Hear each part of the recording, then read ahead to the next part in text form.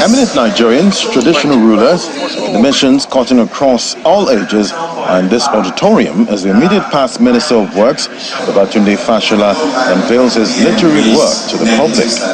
Round of applause. President Bola Tinubu, who was represented by the Chief of Staff, Mr. Gbajabiamila, says the book presented should provoke further discussions on matters that are targeted at moving Nigeria to greater heights. I am confident that the insights of this book will enlighten, influence, and improve our public discourse. It will impact the way we make decisions in government at all levels as we strive collectively to meet the promise and overcome the perils of this critical moment in our nation and in the history of the world. The book reviewer, Mr. Gbajabiamila, talks about the need for application of accurate data in the planning and execution of ideas. In chapter 4 is where I think the theme of the book is really discussed. The imperative of accurate data for policy and decision making. Census, other data. And as a consultant who works on policy, economy, strategy, and all of those things, I find that I have to agree with him.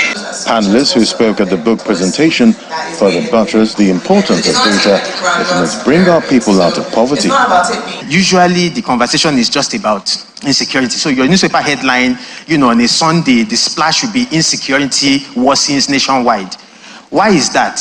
I think the reason is because when you don't have numbers for a debate or a discussion, then you default to amorphous, unformed, shapeless concepts like insecurity. If we do not educate our people, we cannot AI ourselves out of poverty. We can't use technology to lift ourselves above the illiteracy that already pervades our system. Yeah. What do we need to do? Digital literacy. Put more computers in classrooms. I had a meeting with Elon Musk in London in November, and he owns Twitter, and he knows how much money they make from Twitter in Nigeria. What is the motivation for Elon Musk to reduce misinformation and disinformation if our government is not actively creating regulatory frameworks? The author and former Minister of Works, Mr. Babatunde Fashola, pointed out that data is now the most important currency and must be harnessed.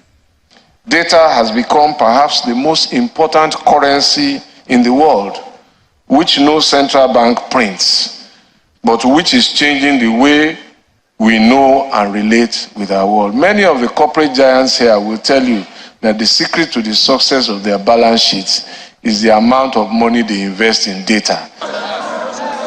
As the author carries out the book signing, which signaled the end of the ceremony, guests present look forward to more discussions around topics shared.